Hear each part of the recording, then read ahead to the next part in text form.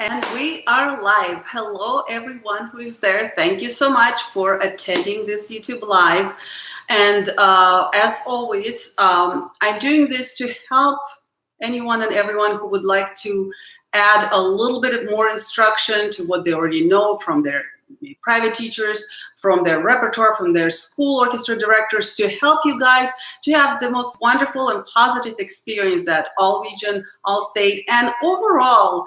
I would love for this to help you to just become better musicians and pursue your dreams, whatever it might be, maybe in the professional music performance, or maybe just you're playing just because you have a talent, but you want to master this instrument, beautiful instrument of violin. And again, as always, feel free to just post your questions whenever you can. Oh, here we have the one from Jack Cleo.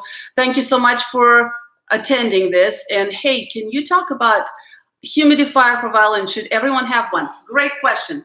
You know, humidity, yes, our instruments can be very, very sensitive to humidity, especially mine. Mine is quite old.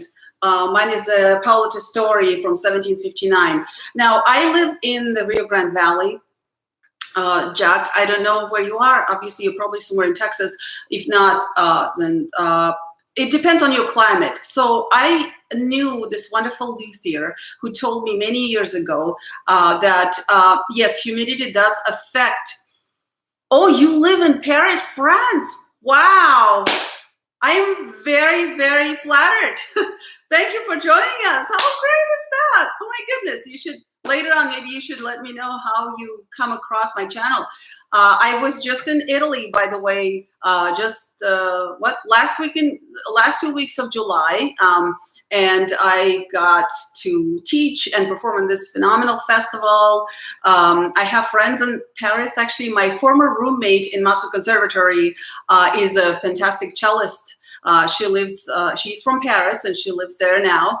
Was working on Rode 5 and came across you. Oh, thank you. I really appreciate it, Jacques. Thank you, thank you. And I'm glad you speak English because I don't speak French.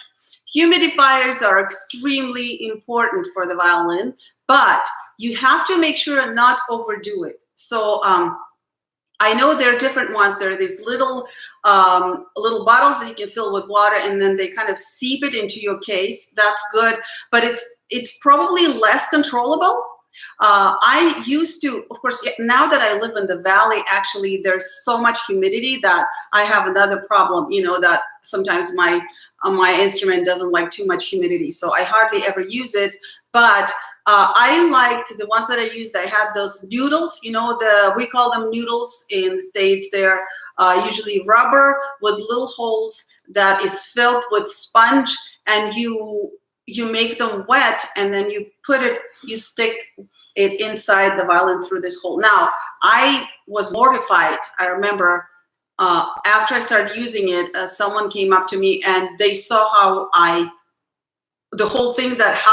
made that thing wet, and they told me that that was awful what I was doing. So I want to just warn you guys, if you're using the noodles, they told me I was actually hurting my instrument because I would like soak it really well and keep it like in the running water, and just so it's like super, super, super wet, and then just kind of like dry it on top and stick it in the instrument. And I was told, no, you really do not want to do it like that. You can either soak it or hold it under running water, but the important part, you do want to kind of squeeze it. You don't want it to be like extremely wet.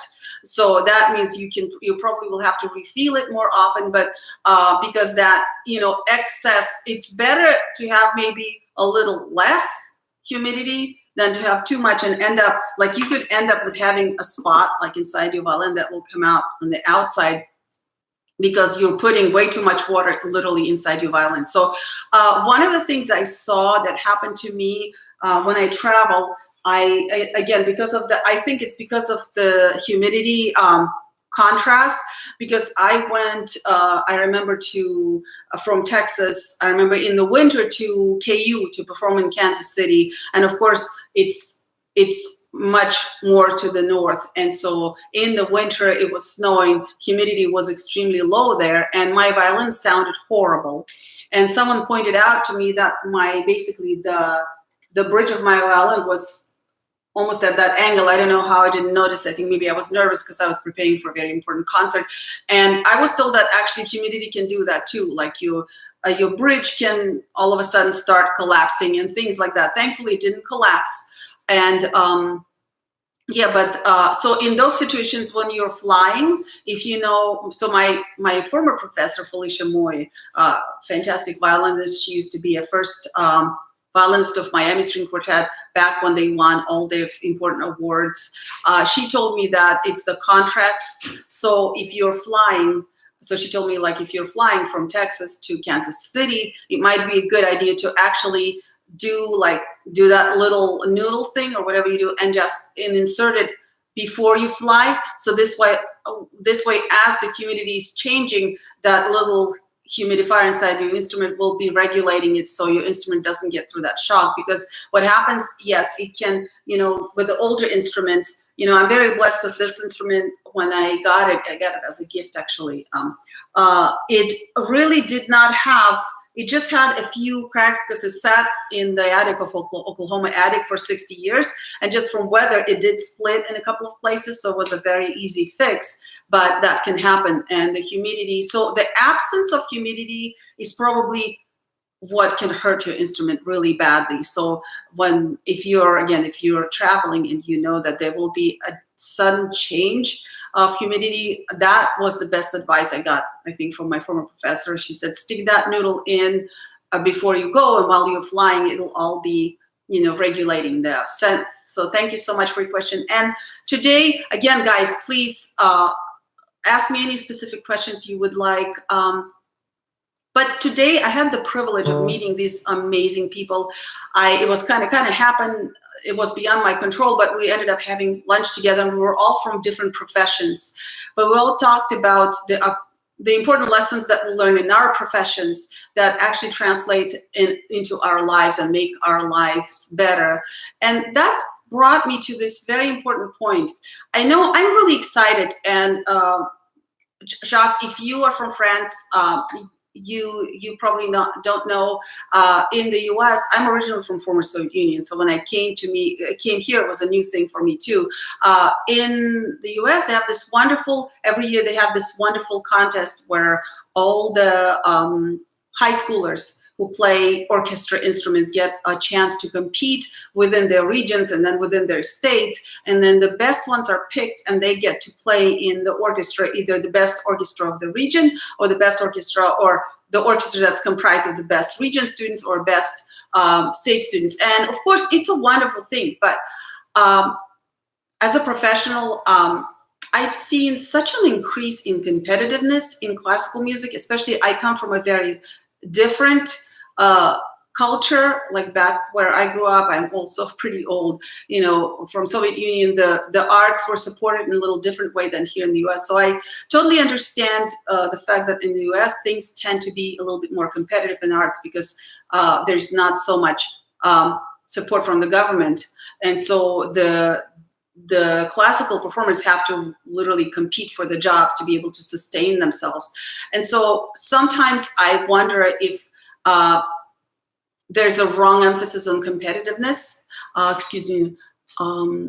Emily Smith, thank you so much. Shout out to Emily Smith. Thank you for joining us. Do you have any audition tips, such as how to warm up or prevent audition jitters? That's wonderful, Emily. That's what I was just talking about. Thank you for your question. And so basically, when it comes to warming up, it's very personal. Now,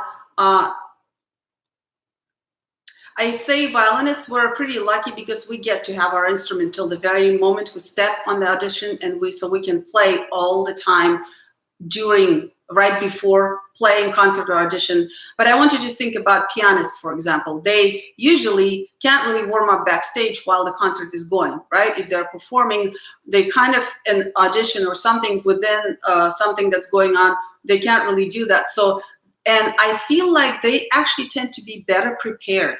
I think the worst thing you can do while warming up during audition is to play over and over the spot that you think you might made a mistake in, because that makes your brain filter your whole future experience on what are you going to do wrong instead of what are you going to do right. So as far as the warm-ups themselves, I love Shradik, the Shradik book, A School of Velocity. That's a great warm-up book.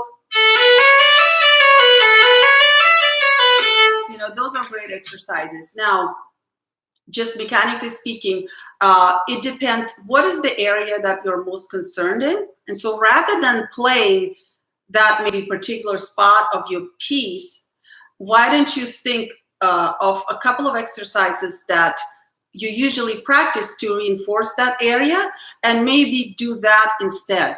Because what happens, let me give you this very quick mental exercise, everyone. And I just want to, you don't have to post the answer, but I want you to right now look around wherever you are in the room.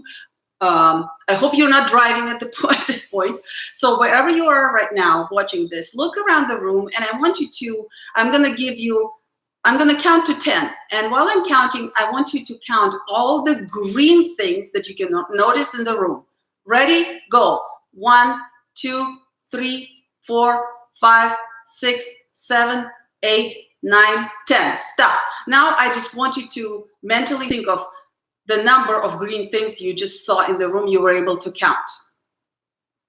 You got it? Okay. Now tell me, how many blue things are in the room? Did you see in the room? Do you see where I'm going? So you actually had to completely ignore other colors, right?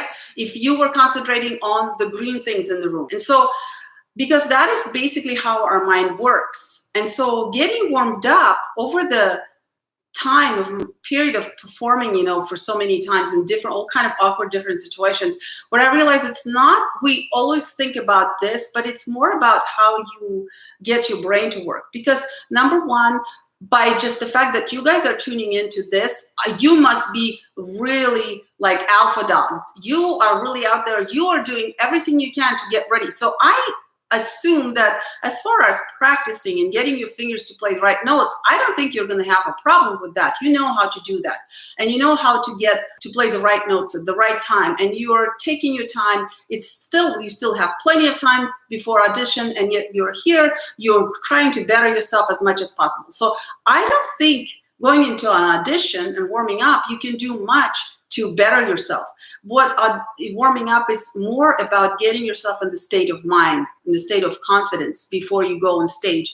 And I think that is what is going to make it or break your performance. And so going back to this little test that I just gave you, now you can see when right before you're playing, if you're doing too much to think, and I did that all the time before, I would think, okay, make sure, okay, remember, so yes, I can do all that. So, but remember that one little note. So don't forget to shift in that certain way, and let's practice that. So I want to make sure that I make it.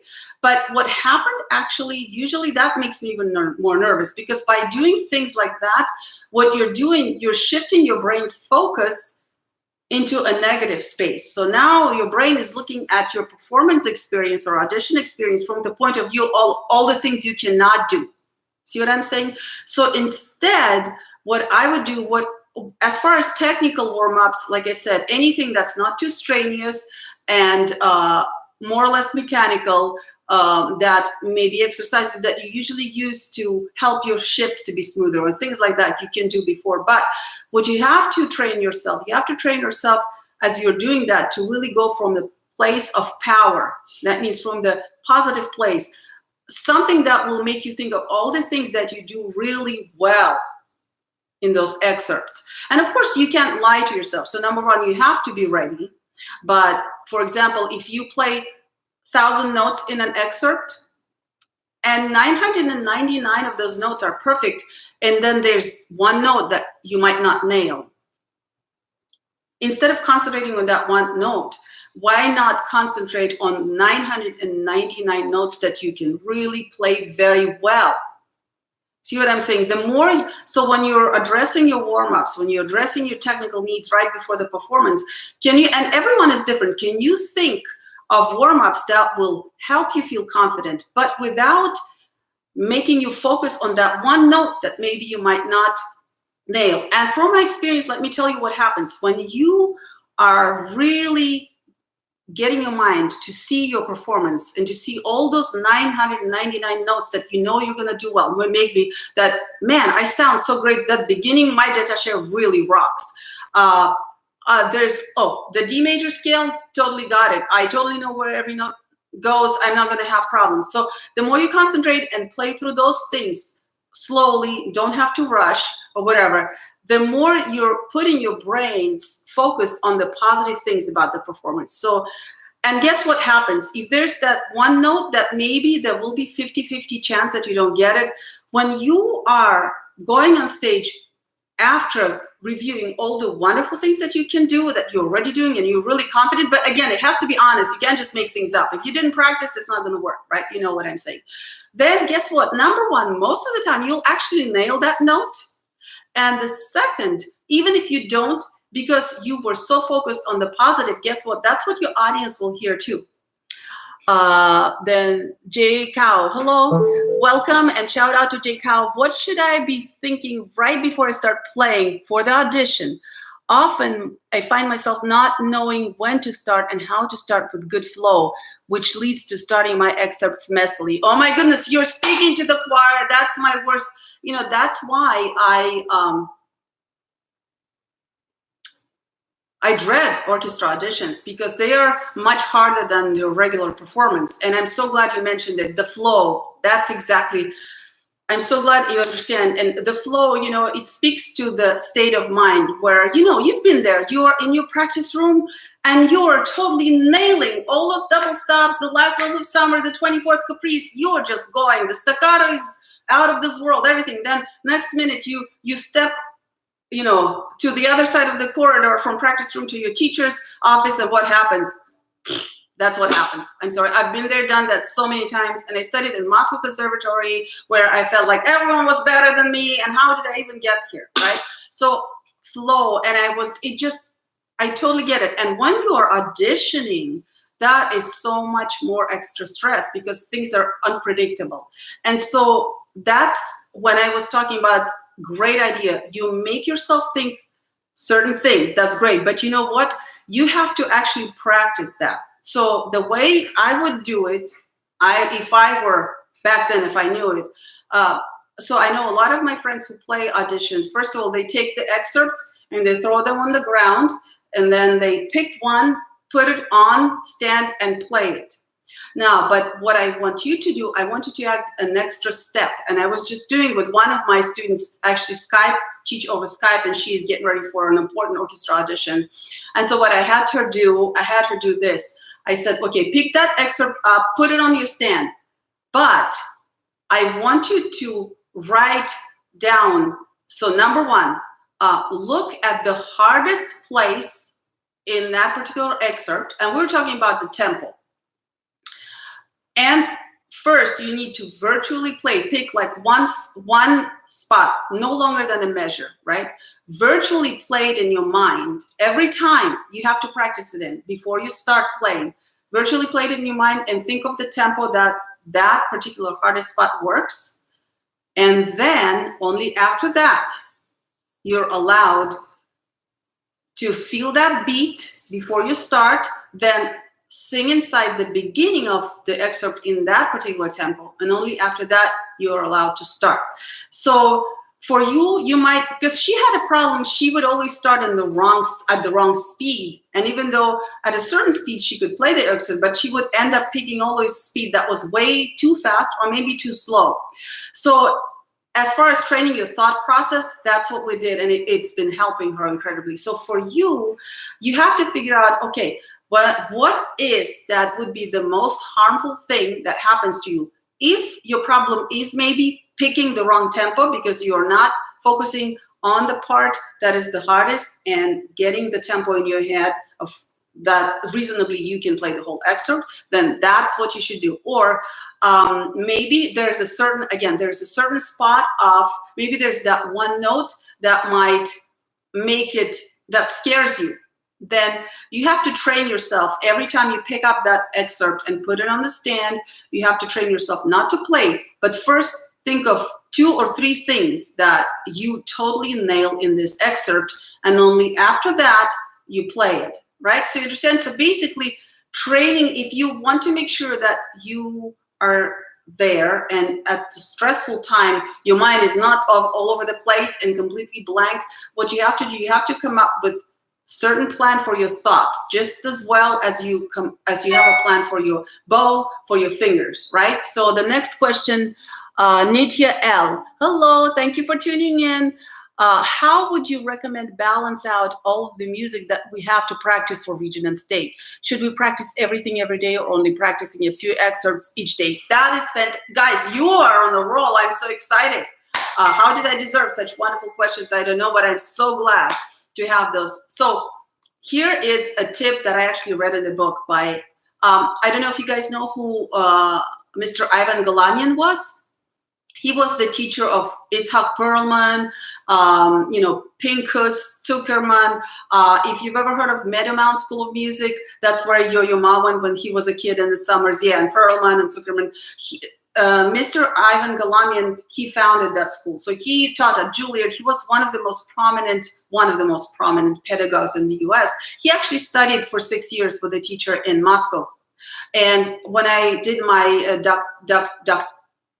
doctoral degree on violin performance, that was my dissertation on his teacher, whose name was Konstantin Mostras. So, and when I was writing my dissertation on this teacher of Mr. Galamian, I've read in his books about how he trained his students to practice. And there was this amazing tip. So here it goes. Number one, obviously, we all have a certain amount of time we need to devote to practicing. And usually for me, I was always told the more, the better, right? And so what happened, for example, if I have 4 hours of practice, I would start and I would get always zoomed in into one measure. And I would say, well, I know I have all this other stuff to practice, but it's okay. How can it be bad to spend 4 hours just mastering that one measure? And so what happens, you know what happens at the end? Yes, you end up ignoring a lot of things. So the tip that this guy gives to his student in his book, he already passed away a long time ago, but he said, when you're planning your practice schedule, it's not just about giving enough time to everything. Obviously, you can't do it, but you have to be very strict with yourself, not running over the time that you're allowed for a certain thing. For example, you have to do today, your plan is, first of all, you can't do everything every day. So I like to divide things in threes as possible. This way, if I do first third on Monday, second third on Tuesday, third on Wednesday, then I can do another set of those thirds at the end of the week. So through the week, I can go through this twice, right? But to go back to my point, so you're organizing, telling yourself, so I'm going to do the first part of the Rodé, so many lines today for 45 minutes. And then after 45 minutes, I'm taking a break. Then I do Fiorillo for 30 minutes, right? What you have to do is not just making sure that you give it 45 minutes, but you have to tell yourself, no matter what happens, I have these goals for this first part of Rodé. Once 45 minutes is over, I cannot do more of Rodé today. You see what I'm saying? That changes your perspective because that puts a limit and that makes you treat your time so like a much more precious commodity. And this way, first of all, you work much more effectively during those 45 minutes because you know, if I slack out now, once it's 8:45, boom, I'm not allowing myself to spend a single minute over that time on the Rodé because I have to take a break and I have to go to Fiorillo. And guess what? At Fiorillo, you do the same thing. You gave yourself 30 minutes or it could be 3 hours. It's up to you. But once it's over, and by the way, tomorrow I can't come back to that same excerpt because tomorrow I have to do the next part of that same piece. And then the day after tomorrow, it will be the third part. And only once I went through all of those, only after that I can come back to that first one. So you see how it happens. This way, but of course it's hard. You have to reinforce it yourself. So that's the hardest part. It's about how strict you're going to be with yourself in doing that.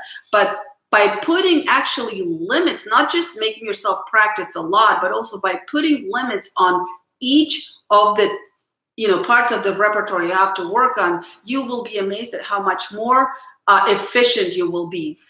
Jacques Leo, Principles of Violin Playing and Teaching by Galamian is the best book I've ever read for violin. Recommend to everyone. Thank you, Jacques. And guess what? I have the book that his teacher wrote that's called The Dynamics of what is it called? The Dynamics of Personal Practice for the Violinist. That's Galamian's teacher wrote, and it has it's a chock full of amazing things that he, unfortunately, it has never been translated into English, but my dissertation is on writings of Galamian's teacher. If you go to Ann Arbor University, they actually, they have a library of old dissertations. You can look it up because I mentioned there, how Mostra's, Galamian's teacher's books were, so relevant to American violin playing. But thank you. I'm very impressed that you know it. Angelica Cantu, I agree with you, Jacques. Galamian's book is awesome. Yes, thanks, Angelica, for commenting. So I hope, Jay and Nitya, I hope that answered your questions. Excuse me.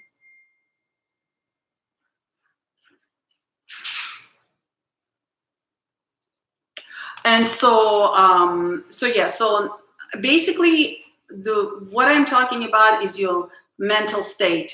And I have to tell you this: I'm a university professor, and of course, any violinist, any musician, if you don't enjoy teaching, it will be very hard for you to be a musician, because no matter how great you are, or maybe you're just regular, in the middle, at the top, at the bottom of performance, whatever, totem pole, whatever, you always end up teaching someone. You always have people who come up to you and they want you to teach them.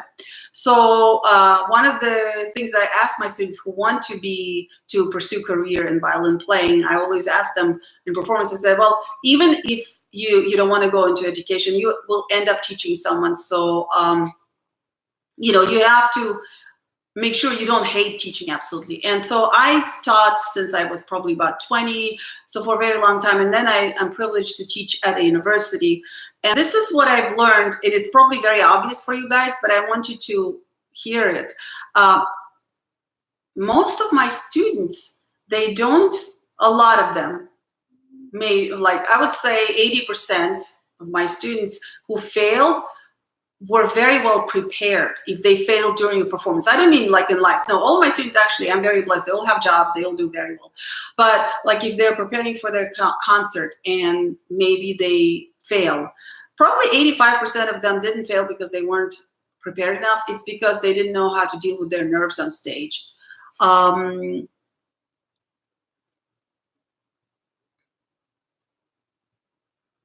great, great. So Emily Smith is asking me, one of the big problems I'm encountering is scratching and hitting other strings when I play. How do I play in a cleaner way? Great. So number one, and again, I want you guys to consider this. So again, when you're on stage or at audition, what happens, again, your state of mind is a little different, and you have the adrenaline going through your system, right? And so, because I know I can relate to that problem. So what happens, even if you play very clean and you mind your string crossings and everything while you practice, you see our, reflexes, the tend to be much faster on stage because we have that adrenaline pumping through our system. And so maybe if you make a really gentle movement normally to go from one string to another, that same movement will result in a much bigger gesture on stage than what you do in the practice room. And that's how, so it doesn't really, if you at the audition, if you end up being scratchy or hitting other strings, it's not necessarily because you're always playing messy. It's just because on stage, things feel different. And so one of the things that I found out that actually works for me, and it's a very small trick. Now you have to be very careful. You have to adapt it. So very often on stage, I turn my violin very, very parallel to the floor to kind of get a very nice, because I feel like it makes me less shaky, because I feel like my bow has a very definitive surface to rest upon, because now, you know, the gravity is pulling here, so now my bow is being pulled straight into the string, right? And I've done that for years, and I'm not saying that it doesn't work. It works. But what I found out, if your problem tends to be a lot of scratchiness, actually, in places where I tend to be scratchy, what I realized, if I do an opposite, if I turn the violin a little bit the other way, what happens, even if while I am being with all that adrenaline pumping, I tend to give a much more energetic gesture, you know, during starting my sound. What happens, because now the angle is changed a little bit and it is a little bit against the gravity, guess what? It won't be quite as scratchy as it would be. Does it make sense?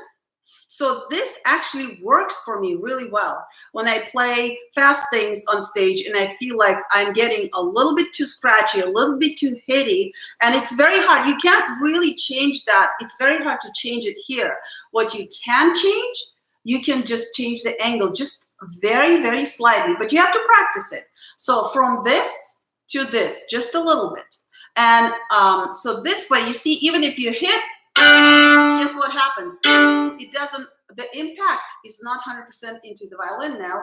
Part of it is going to miss the string, and that could actually be a very positive thing, and that will help you to regulate that right on stage. So when you practice, try that. If you're in the places where maybe you feel like you have too much hitting on the strings with your bow, too vertical into the string, which is technically, I'm not saying it's bad, but if for you, if that's what creates scratch, because if you think about it, too much weight and slow bow speed, right? That's what creates scratch. Now, faster bow speed, even with the same weight, will eliminate the scratch, right? So by changing that angle ever so slightly, guess what? You're naturally going to, your bow is going to move naturally a little bit faster on the string, and the impact of the hit is not going to be 100%, because again, you end up hitting a little bit this way rather than this way. Does it make sense? Another thing that you might consider as far as scratching is concerned, the string is not created equal, right? So the spots, we know that at the closer to the bridge, you have much more tension on the string, and as you are getting away from the bridge, the tension decreases. What it means is that it's harder to make the string to respond here, and it's much easier to make it to respond here. So if you're afraid of scratching, I would say stay closer to the bridge. Practice being closer to the bridge, because even if accidentally, inadvertently, your gesture is too big, or you're hitting a little bit harder than you normally do because of that adrenaline pumping, being closer to the bridge, the string can handle that pressure much better. And you could actually increase it and not get a scratch. But the minute you move into a softer part of the string, every little difference in pressure will result in the string immediately cracking, and it's just easier for it to be scratching. Just try it. Look. And here, see here. You see, the string can handle much more beating, so to speak. Not that you have to beat your violin closer to the bridge, and it's much more delicate toward the fingerboard. So we have next, yes, Jack Leo, Emily says, play open strings in the passage and maybe play closer to the bridge. Great. You see, that's exactly what I was talking. Closer to the bridge does help to avoid the scratches, but I would say try very gently. Also, if you're on stage and you encounter that situation, try just changing the angle of the violin just ever so slightly. But I have to warn you, you have to try that as you practice, because you have to find how to comfortably change that angle. Angelica Cantu, how do we know, Nitya, how do you relax? Okay, so next question is from Nitya. How do you relax when you practice without losing tone quality? I tend to get extremely tense whenever I practice in both hands. Oh my goodness. Okay, this is a very philosophical question, because number one, when we talk relax, what your teachers mean and what I meant for ages as a teacher, and I didn't make it very clear to my students, is that the word relax pertains only to the muscles that are not producing the sound, right? And you can't, if you relax everything, you're going to fall to the floor, right? So just, take the word relax with a grain of salt, and then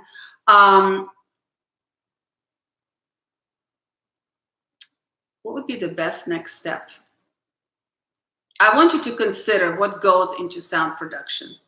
And on the violin, in order to make a sound, you have to do two things. Now, there are a lot of things that can affect your sound in the negative or positive way, but there are only two forces that are absolutely needed to make a sound on the violin. One is you need to be moving, right? Because if I don't move my bow, I'm not going to make a sound. So once I move my bow, so that's a prerequisite to making a sound. And the bow has to weigh something. If the bow was completely weightless, you would, no matter how much, like if you were somewhere out of space, there's no gravity, no matter how much you move the bow upon the strings, if you don't add a little bit of pressure, whether of the bow itself or your arm, this is not going to happen. So when it comes to the sound, if you are getting tense, I want you to consider that your sound is a balance basically of those two things. And you need to look into, are you doing too much of this and not enough of this? Or maybe you're using too much speed and not enough weight. And so number one, you have to tell your body that that's what you're after. You're not after relaxation. You're after being effective. And to be effective in sound production, all you need is the muscles that move the bow horizontally and very little amount of weight. So you need to figure out which muscles will allow you to put just a little bit of weight, just enough weight into your bow, right? And then you have to, and then in order to change your sound, all you need is to balance that out, right? So that in itself already is telling your body that you don't need to work too hard, right? And then look at your violin, look how tiny it is. So when it comes to the bow arm, if you're overworking, maybe you're thinking too much. You're thinking sound is very hard work, but it's not. All you need to do, you need to keep your bow moving, and you need to have the pressure that corresponds to that bow speed accordingly. Next, with the left hand, okay, this is one exercise I would like you to try, and maybe you've done it, but if you haven't, the very first thing I teach my students when they come to me, I teach them to find a position at which they can, and of course, I have to say, I am a huge fan of shoulder rest. So if you play without the shoulder rest, that probably will not work for you. But for me, it works, and that's why I love shoulder rest, because with shoulder rest, you can figure out how to hold the violin without the help of your arm. Now, the problem is your brain doesn't know that, because the first thing that the baby does, they grab, we have opposing thumbs, so that's our biggest reflex, grabbing, right? And then you have this wonderful violin that your parents probably bought you for several $1,000s, and your brain says, don't drop it. Of course, it's going to do this, right? That's the reflex. So to overcome that reflex, what I do, I get my students comfortable doing this, and then just walk around the room. Before you play, walk around the room. Make sure it's carpeted, though.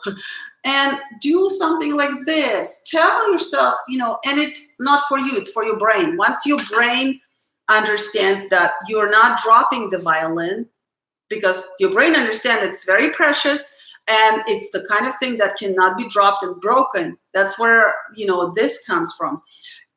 So maybe before you start playing, do that. Or when you start getting tense in the left hand, just first take a little break, and then before you play, do this, and literally concentrate on the fact that you do not need to grab anything, and the violin will not fall. So those two things, understand that the two major things that make your violin sound, that are absolutely necessary. If you understand that, then you get, your brain can figure out, oh, it's not really that hard of work as I'm thinking. And then the same with your left hand. If you get your brain, your body to understand that it doesn't need to grab the violin is not falling anywhere, then I think that will go a long way to that relaxation that you're looking for. Okay, let me see. Angelica Cantu. How do we know if we have the right chin rest, shoulder rest set up? Realize that I slightly hunch up my left shoulder while playing. We all do that. I think it's very hard not to do it. To be honest, I'm not. If anyone can chime in with the chin rest, well, I'll just tell you my personal journey. You see, my chin rest is very, very elementary, and it's very little. It's very simple. And what happened with me, I kind of, over the period of playing, I kind of gravitated to that. Little by little, I felt like, I think this is too much. So little by little, I got to the point where it became very minimalistic. Also, I love the wolf because I can make it super, super short. And of course, that could be that I don't have a very long neck, as you can see, but I felt that it really worked. I love having the shoulder rest for two reasons. Once, because it allows me to relax my shoulder. And if you are hunching your left shoulder, maybe that would be a great exercise for you. It could be that you're angling your violin in a little bit slightly different way. And if you could play around with these angles too, whether you hold it like this or that, that could also help you to find the position at which your shoulder could be completely relaxed. And then next, what I love is that, when the violin vibrates, you get the sound mostly from here and from here, right? So there's a sound post around here inside your violin so the string starts vibrating, it goes through the bridge, down into the top, into the sound post, into the bottom, and then what happens, the whole inside of your instrument is vibrating. The air on the inside, all the wood is vibrating, and then it comes out, and that's what gets you that wonderful violin sound. That's why it doesn't sound like metal, it sounds like wood. Now, the top and the bottom of the violin is what will give you the most sound, the most resonance, and the most quality, the specific color of the instrument. And so what I love about shoulder rest is that it eliminates this muting half of the bottom of the violin with your shoulder, with your clothes. It keeps it, I absolutely adore that. And but like I said, there are people who are very successful, and of course, old generation, they all played without it. Although I have to tell you the story about David Oistrakh. I'm sure you guys know who he was. He's actually my favorite, I would say probably the most favorite violinist of all times. And I was very privileged to study with his student actually in conservatory. So his first teacher, absolutely hated shoulder rest. It was the time, it was like 1920s when he started. So the shoulder rests were a novelty, and he absolutely despised shoulder rest, his teacher, Oistrakh's teacher. So he would literally beat you up if he found you using anything, like even a little pillow. So what Oistrakh did, actually, he would hide, all of his performances, what you don't know, that under the lapel of his jacket, he would put a little pillow, he would hide it.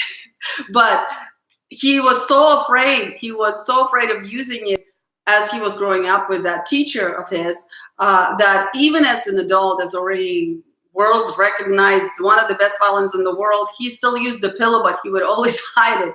So, it just depends how you brought up. But if you are using a shoulder rest, I would say try different ones. It's hard to say what's right, what's wrong. It's just trial and error. But for me, like I said, I kind of went more and more minimalistic as the time progressed, and I really like it. And about the shoulder, definitely use this exercise and try to find the angle and just convince your body that you don't have to do this. It's your body is just afraid that you're going to drop the violin. That's all. Jay Cow, I have a similar problem to Angelica Cantu. I always raise and tense up my right shoulder, which results to my bow. I'm not producing a full sound. Are there any ways? Oh, that's wonderful. Okay, guys, I'm going to show you my favorite exercise, okay? And you can do it or you don't have to do it, but this is, so basically, it's a little hot. It's Texas, it's a little hot. I'm trying to save on my air conditioner, so what I realized realized that, and I might have said it maybe in the previous live, but this is just a classic question and classic problem with the bow arm, with the right arm. What happens, and I've done that for ages, when I was taught, and I was taught by some of the best teachers, and then when I started teaching, you come to your teacher, the very first thing they say is, we want to make sure that you hold your violin and your bow correctly, right? Well, what I've realized for violinists especially, it's not even that much for cellists or bassists, I don't know, but for violinists and violists too, what has to come even before that, you have to first learn how to correctly hold your arms up, because you realize that, and that's when all the problems start. So all the problems start even before us holding the violin and the bow. The problems start with the fact that we have to hold our arms up. And here's the exercise that I do, because of course, especially with the young kids, when, how do you explain to them how to correctly hold up your arms? So you can do it if you want to try it. First, if you raise your arms, you can't see my fingers, but they're like this. You see, they're completely straight, like this, completely straight. I'm going to just do this. Okay. So, and make sure that every little muscle is very tense, and that your arms are like boards, like sticks. You cannot bend them anywhere. Like every joint is completely straight, and you tense everything up, right? Then, on a count of 3, I want you to relax only the wrists, but keep everything else very tensed up. 1, 2, 3. So the wrists are completely relaxed, but the rest is tense. Can you do that? Let's try it again. Very, very tense, like sticks. Then 1, 2, wrists. Now, if you can do that, go to the next stage. We're going to relax these parts. So 1, 2, relax. And then last one, we relax everything. 1, 2, 3. You see? So you can by doing this, you can start feeling how you can isolate a group of muscles in your arms. And while tensing one group of muscles, you can totally be in control of relaxing the other one. If it doesn't work right away, you can practice. It's not that hard. So basically, I do that. It depends. There's sometimes it's a long process. It depends on the student and how long it is for you to really get comfortable with that. The next stage, once you feel that you can really do that on demand, relax a certain part of your arms without relaxing while keeping the rest tense. Then the next stage comes basically when you do this, when you come to this part, this is the key. So if you can completely relax these parts of your arms, but what you end up realizing that you're holding your arms up with these muscles, right? And once you're there, maybe you can try this. If you see how my arms are kind of doing this thing, like I'm not forcing them to do, I just give it a little push, and then they're just kind of hanging there. So right now I'm feeling a lot of work in these muscles. I don't know what they're called, I'm sorry. But this is completely relaxed and hanging, kind of like mimes. They do that a lot, by the way,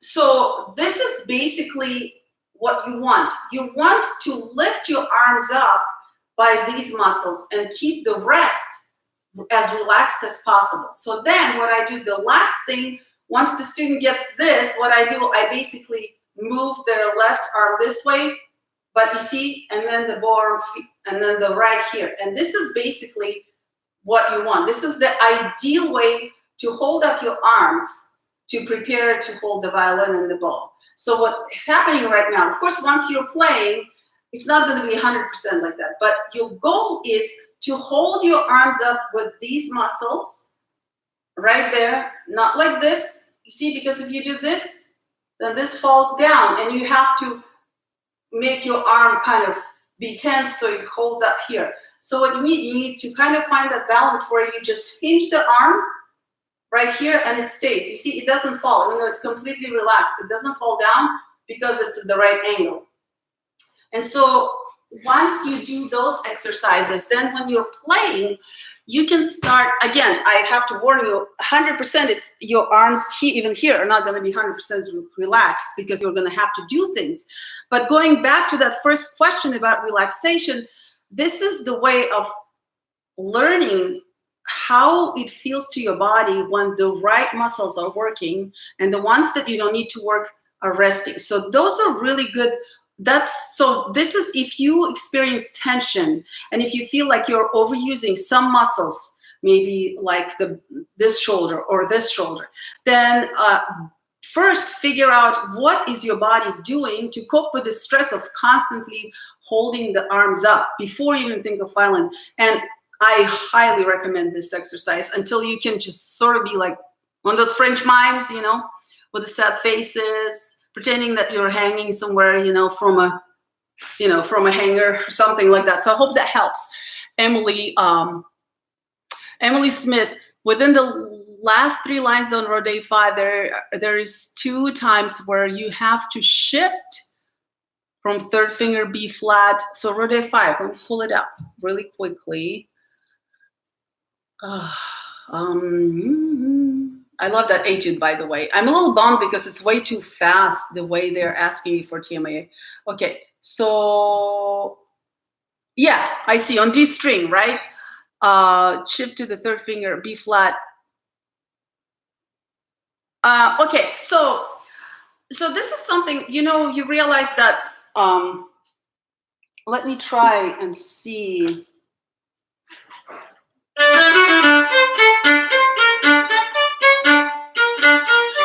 That's a scary shift. I would cheat. Can I show you how I would cheat with that shift? I would do this. You see that C? You already grabbed, right? You see what I did? The second time I'm going for it, I'm going to play it with the 3rd finger. You see what I just did? So again, so I play the C in the 3rd position. The second time, after the open string, it's very easy to move just about a half step up, and plus you can even visually see where it was, and change to this 3rd finger. I would totally do that and try it and see if it works. Because it is scary because of that weird angle in your 1st finger. If it were a B natural, it would have been easy. B flat puts your finger in this weird position and it feels. It is scary. So I would try that and see if it works. Jacques Lou, you don't pronounce the Rode. Yes, I'm sorry, right? So is it road? Just do you not say E? Yeah, just road, right? Yeah, well, no one pronounced Tchaikovsky correctly in Russian, so I guess. Thanks, road, it's road. I remember I had a friend who was from Germany, and the first time she said Kreutzer, she scared me because she would speak, and I really like it by Kreutzer, and I was like, what is that? Then I realized that was Kreutzer. So road, yeah, French language is very beautiful, but it scares me because you guys have so many letters you write and you never pronounce them. So it just really scares me to even think of learning it, but it's a beautiful language. I would love, so after learning English, when I came here, I was ecstatic about being able to speak English. And then the 2 other languages I would love to learn is Italian and French. But French seems scarier. To me, it seems Italian wouldn't be as scary to learn as French because of the spelling issues. So yeah, so I hope, Emily, that little cheat, fingerings will help you. And so what I want to say about all state, all region is you realize that you will be behind the screen. So technically, even if you change the bowing, no one would know this. Not that you should, but the bowings, it's a little harder because it can affect the sound. But when it comes to fingerings, I would say find what works for you individually. And of course, if you, first of all, you talk to your private teacher if you have one, or to your orchestra director. Those who work with you all the time will know you best. You know, they can advise the best. So don't by any means, don't take my advice over your teacher that sees you every week. But I would say you can always make sure that you share that concern. If you have a teacher who is teaching you every week, they might not realize that you are having that concern. They might think, oh, she just doesn't practice enough. But some things literally can be very physical and very individual. And because the hand is so different, you know, our hands are very different. And so I would totally say, if you feel that that's one of those things that has nothing to do with practice, and no matter how many times you do that, you never know if you're going to nail it, I would highly recommend to play around with those fingerings, where you, of course, then you have 2 shifts instead of 1, but they are much closer together. And then you have the opportunity of actually seeing where you just played that and moving ever so slightly up. I don't know, to me, it feels much more comfortable.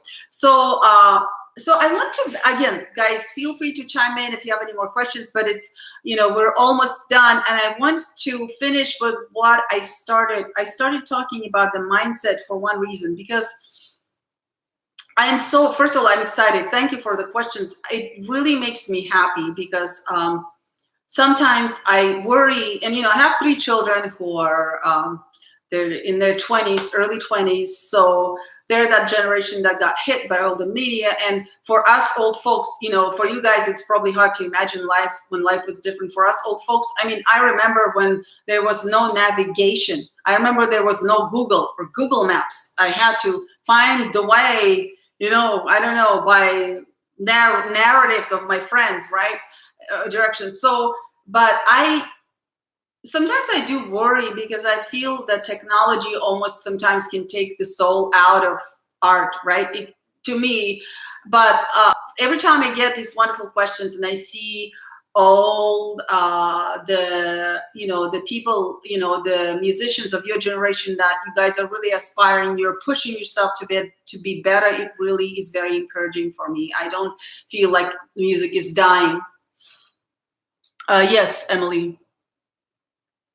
Staccato section in the first lines of the second page, the string crossing combined with the staccatos are very tricky. Okay, let me go. First page. Oh, you mean the martelet?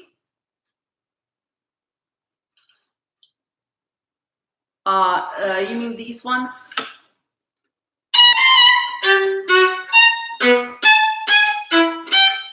Yeah.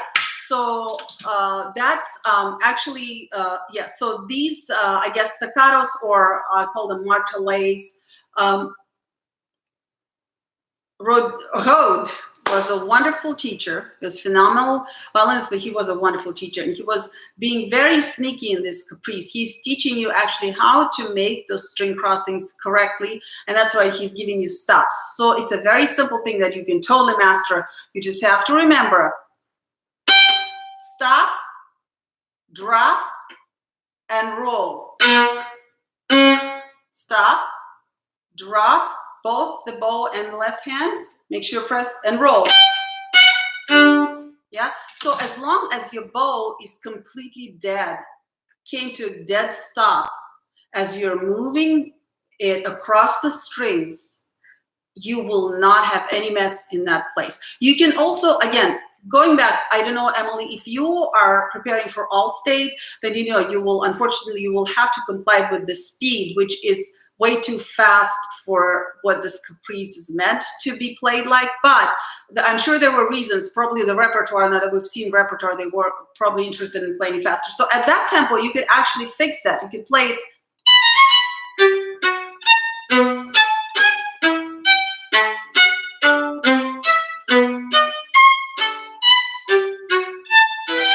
Yeah.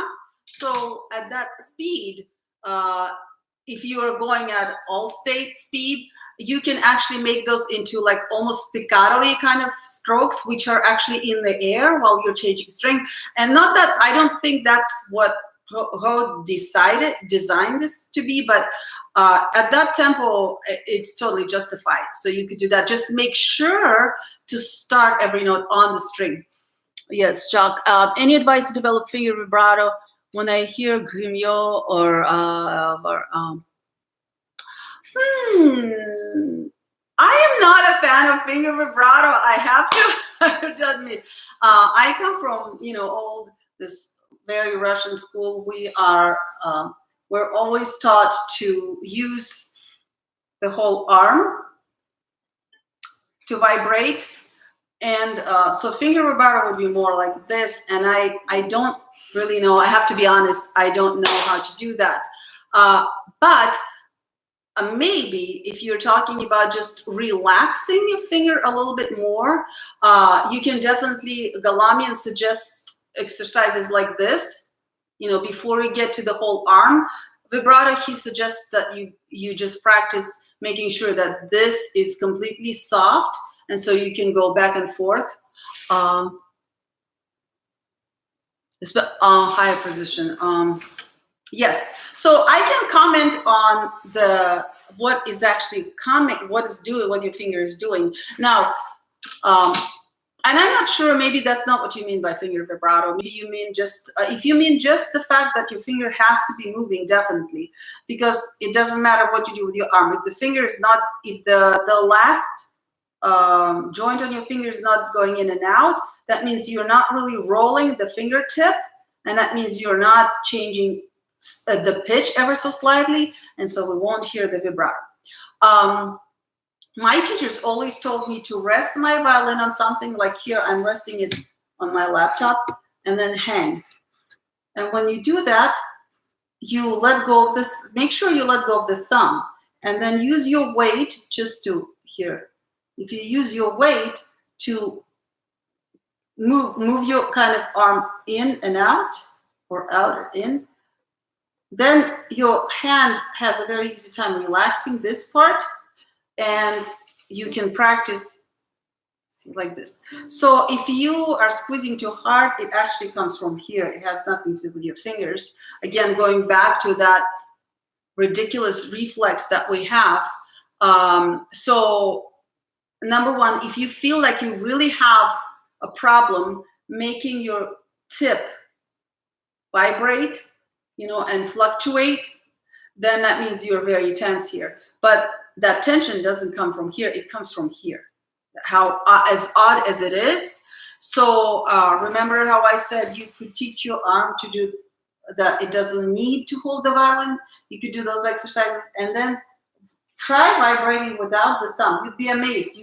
You would, even if you wanted to do finger vibrato, you could do it very easily. As soon as you take the thumb out of your left hand picture, guys, you will be amazed at how much you could do.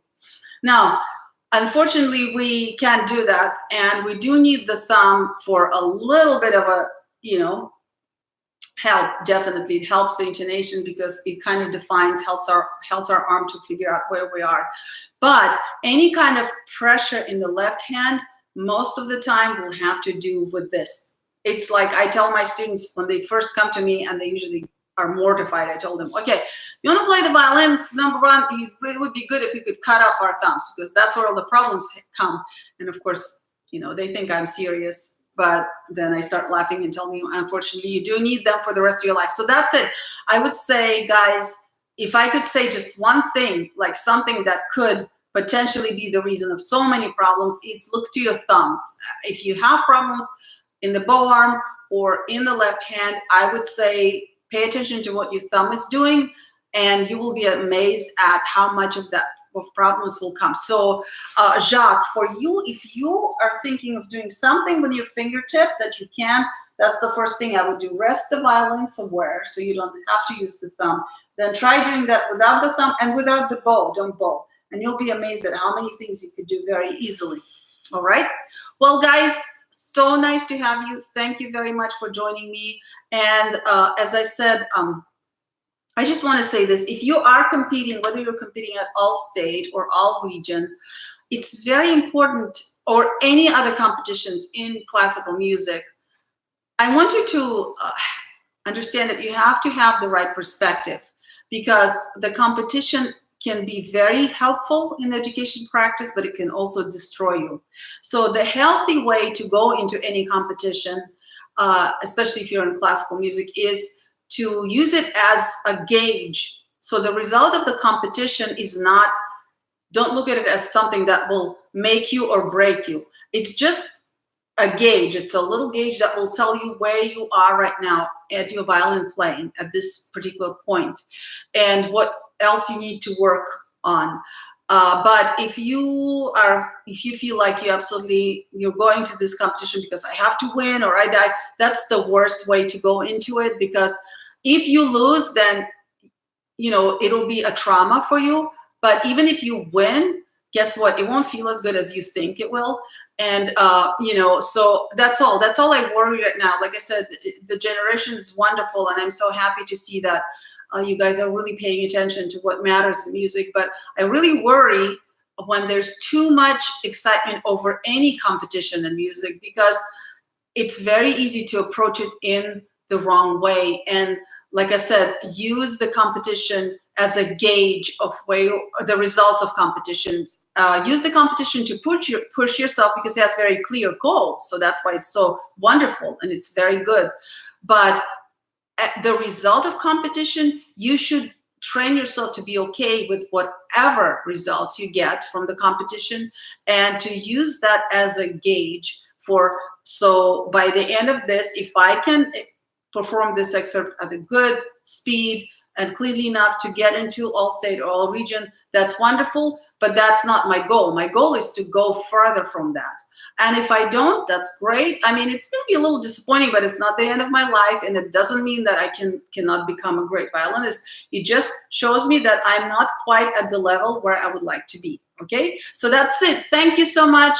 I would like to again remind you, I released the Fiorillo original accompaniment. I'm super excited. I hope you guys like it. I know it's $4.99.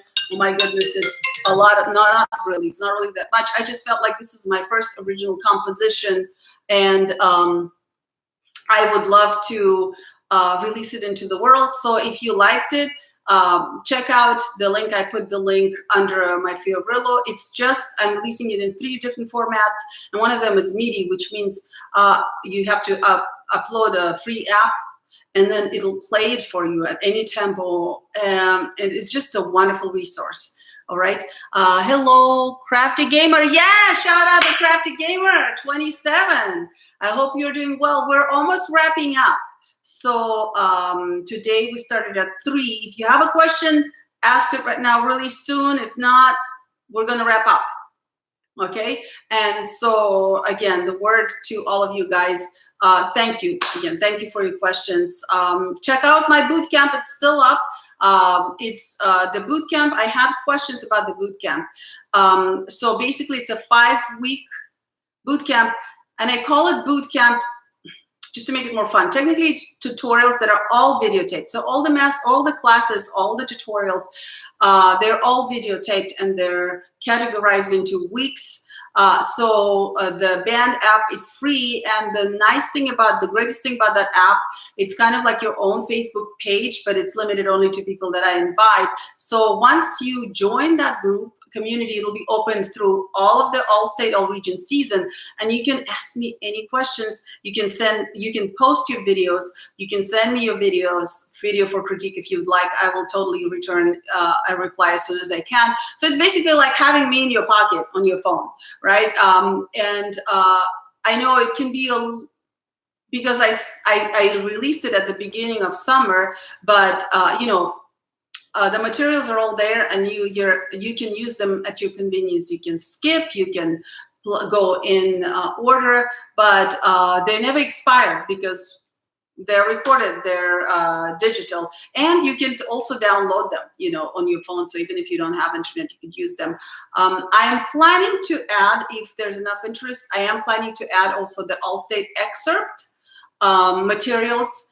And because someone asked me this question, email, I already replied, but if you're interested, if I get requests on the band app for all state excerpts, I will definitely do. And I'm excited because they're all Russians except for one this time, right? It's Tchaikovsky, Rachmaninoff, and Mussorgsky Ravel, which is fantastic. All right, bye guys. And I will be doing the same thing next week. Now that the band is up, it's a part of my band boot camp. I do this so everyone because I have about 40 people right now on that bootcamp app, and some of them are out of town. So I do these YouTube lives so that they know about it, they get an announcement, and then you guys get the benefit of seeing them. All right, thank you so much and have a wonderful week. Bye.